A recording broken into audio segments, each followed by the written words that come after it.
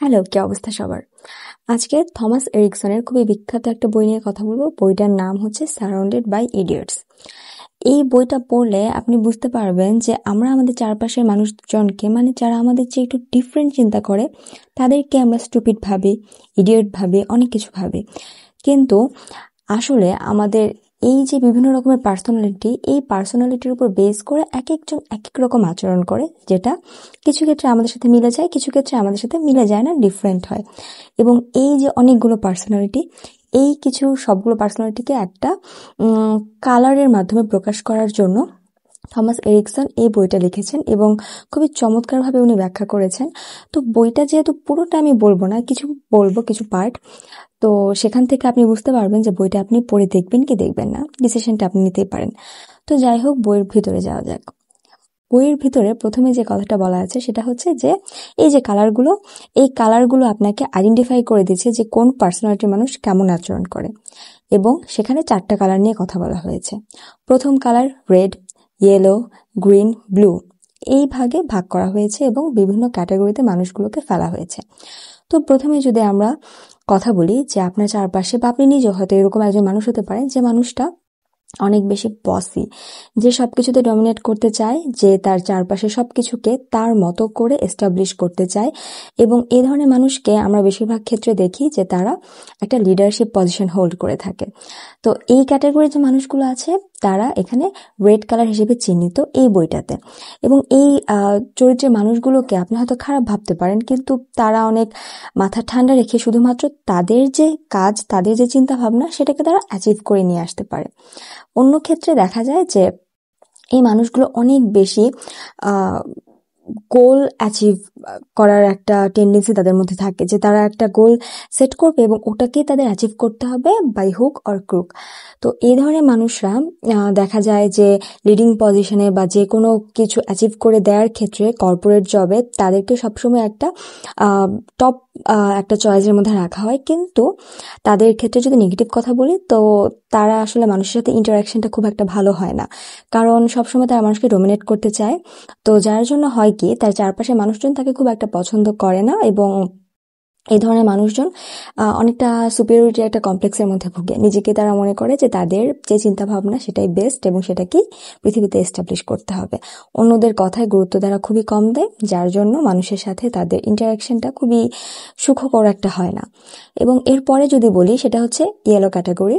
Yellow ক্যাটাগরির মানুষজন এরকম যারা খুবই জলি মাইন্ডেড এবং যারা কথা বলার আগে চিন্তা ভাবনা করে না, একসাথে অনেক কথা বলে ফেলে, যারা অনেক বেশি ক্রিয়েটিভ হয় কিন্তু তাদের জীবন অনেক বেশি অগোছালো হয়। আপনি দেখবেন ক্রিয়েটিভ মানুষরা অনেক প্ল্যান বলে দিচ্ছে, অনেক কিছু করে দিচ্ছে, কিন্তু তাদের জীবন খুব একটা গোছালো হয় না।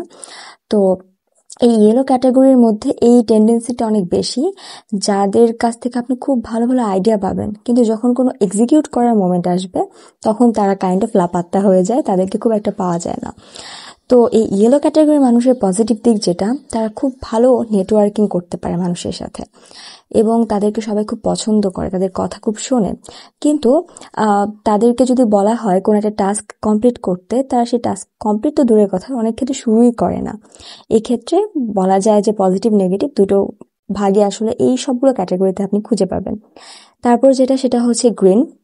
গ্রিন ক্যাটাগরির মানুষজন হচ্ছে তারা, তাদেরকে আপনি যে অ্যাসাইন কাজগুলো দিবেন তারা সেই কাজগুলো খুব ভালোভাবে করে দিবে। তারা কোনো কিছুর আগেও নাই পিছেও নাই, নিজেদের মতো কাজ করবে এবং তারা খুব একটা ক্রিয়েটিভ হয় না। তারা হচ্ছে স্ট্যাটিক একটা পজিশনে থাকতে পছন্দ করে।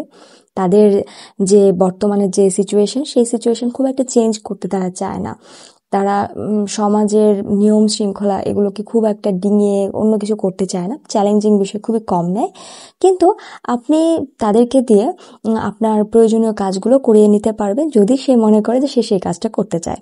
তো গ্রিন ক্যাটাগরির মানুষের যে জিনিসটা, সেটা হচ্ছে তারা খুবই জেন্টল হয়, তারা মানুষের কথা শুনে বুঝে এবং অযথা রিয়্যাক্ট খুব একটা করে না।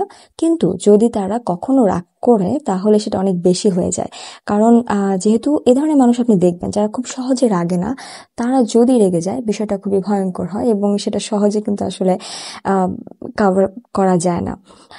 এরপর যে ক্যাটাগরি, সেটা হচ্ছে ব্লু। এবং ব্লু ক্যাটাগরির মানুষ অনেক বেশি অ্যানালাইটিক্যাল হয়, তারা যে কোনো জিনিস খুব গুছিয়ে করতে পছন্দ করে। এটা আবার ইয়েলোর থেকে একেবারেই বিপরীত। ইয়েলো ক্যাটাগরির মানুষ যেরকম শুধু বলেই যায়, এক্সিকিউট করার কোনো চিন্তা নেই, ব্লু ক্যাটাগরির মানুষ এখানে যে কোনো কিছু করবে তার আগে প্ল্যান করে কিভাবে করবে। তার যদি সামনে এক্সাম থাকে, সে প্ল্যান করে যে তার 3 দিন একটা গ্যাপ আছে, এই গ্যাপ সে কিভাবে কাভার করবে, সে কিভাবে কোর্সের পড়াগুলো রেডি করবে, কিভাবে সে রিভাইজ করবে লাস্ট দিনে। কিন্তু ইয়েলো ক্যাটাগরির মানুষ যদি বলেন, তারা চিন্তাই করে না, তারা জাস্ট শুয়ে বসে আছে, মন চাচ্ছে একটা কাজ করার, করছে, এবং এন্ড রেজাল্ট কি আসবে এটা নিয়ে তাদের খুব একটা মাথা ব্যথা নাই। কিন্তু এই ব্লু ক্যাটাগরি যারা, তারা খুব অ্যানালিটিক্যাল ভাবে সবকিছু চিন্তা করে, প্রত্যেকটা কাজ চিন্তা ভাবনা করে করে, প্রতিটা কথা চিন্তা ভাবনা করে বলে, এবং তারা অনেকটা বাস্তবধর্মী হয়।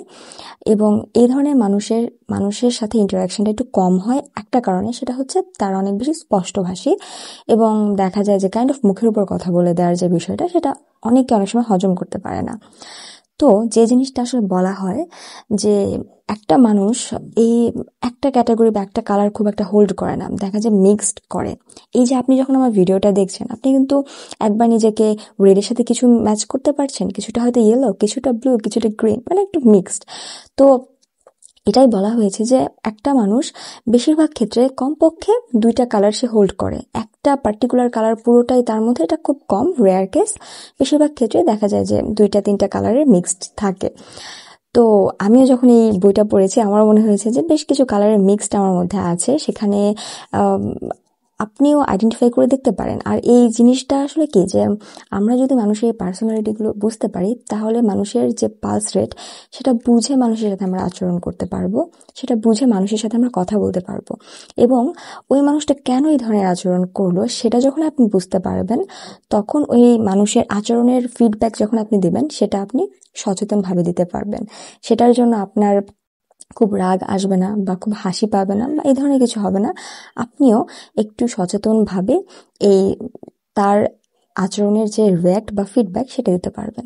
এবং অবভিয়াসলি এই 4টা কালারের মধ্যে কিন্তু আমরা নিজেরাও পড়ি, সো আমরাও বুঝতে পারবো নিজেদের মধ্যে এই কালারগুলো, নেগেটিভ দিকগুলো যখন আমাদের মধ্যে আসবে, আমরা বুঝতে পারবো যে কেন আসছে, পজিটিভ দিকগুলো কেন আমরা এই ধরনের আচরণ করি। সো এটা একটা এমন বই যেটা পড়লে আপনি নিজেকে বুঝতে পারবেন, আপনার চারপাশের মানুষজনকে বুঝতে পারবেন, হিউম্যান সাইকোলজি সম্পর্কে খুব ভালোভাবে বুঝতে পারবেন। আর আপনি যদি HR পজিশন বা এই ধরনের কোনো জব করতে চান, সেক্ষেত্রে এই বইটা আপনাকে এতটাই হেল্প করবে যে আপনি দেখে কিছুক্ষণ কথা বলে একটা মানুষের সাইকোলজিটা অনেকটাই গ্র্যাব করতে পারবেন, যেটা আসলে এখনকার দিনে বোঝা খুবই জরুরি। তো আপনারা যদি চান, এই বইটা চেক আউট করে দেখতে পারেন, খুবই চমৎকার একটা বই।